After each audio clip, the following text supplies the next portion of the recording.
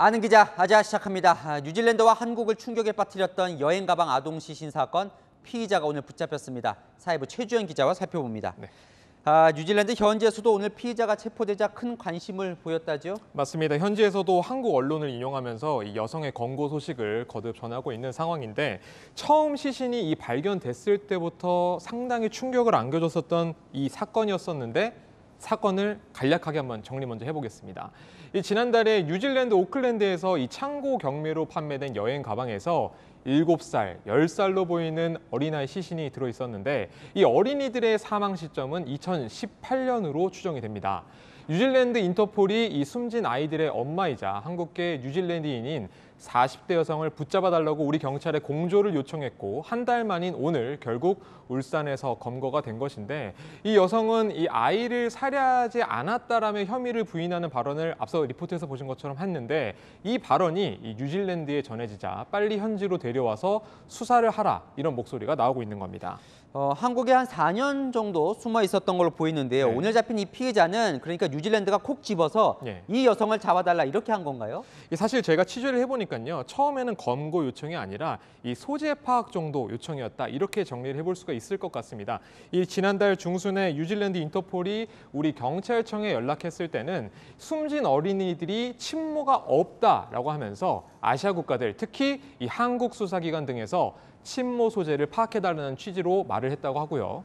이후 뉴질랜드 사법당국이 이 아동 살해 혐의를 의심해서 관심 인물에서 피의자로 전환하며 이 검거에 나서게 된 걸로 보이게 됩니다.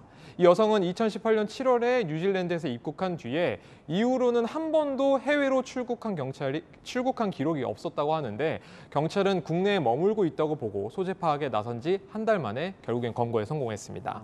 결과적으로 이제 울산에서 붙잡혔는데요. 네. 우리 경찰은 울산에 있는 걸 어떻게 알았습니까? 여성이 뉴질랜드 시민권자이기도 하고요. 사실 사건이 발생했었던 장소를 보면은 뉴질랜드이기 때문에 뉴질랜드 당국이 수사권을 갖고 있다 이렇게 설명할 수가 있겠습니다.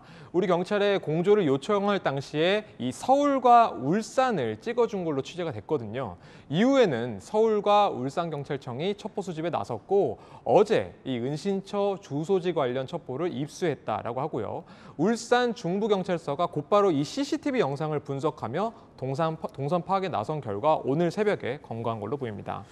용의자는 이제 살인을 부인하고 있는데요. 그걸 우리 경찰이 조사를 하고 있는 건지도 궁금을 하고 예. 시청자분께서 그럼 이제 뉴질랜드로 추방을 하는 거냐 이렇게 물어보시는데요. 일단은 뉴질랜드에서 넘어올 이 수사 기록들을 검토하는 게 선행 작업이고요. 네. 이후에는 우리 법원의 판단을 봐야 한다 이렇게 정리를 해볼 수가 있겠습니다. 한국계이지만요. 뉴질랜드인 시민권자인 여성을 뉴질랜드 정부가 데려가서 수사나 처벌을 하려면 한국과 맺은 이 범죄인 인도 조약에 따라서 45일 내 범죄인 인도를 청구해야 합니다. 인도 요구가 있다고 해서 무조건 넘기지는 않고요. 법무부와 검찰이 뉴질랜드로부터 보내는 게 맞는지 검토를 한 뒤에 법원에 인도 심사를 청구해서 재판을 거쳐 결국에는 송환 여부를 최종 결정하게 됩니다. 과거 세계 최대 아동 성착취물 사이트인 이 웰컴 투 비디오 운영자 손정우 씨가 이 미국 정부의 범죄인 인도 요청에 따라서 법원 심사를 받기도 했었는데 당시 법원은 이 송환을 허락하지 않았었거든요. 네. 여성의 송환 여부도 재판을 지켜봐야 하는 상황이다 이렇게 정리할 수 있겠습니다. 네, 여기까지 살펴보고요. 최 기자는 다음 보도 보고 다시 좀 만나겠습니다.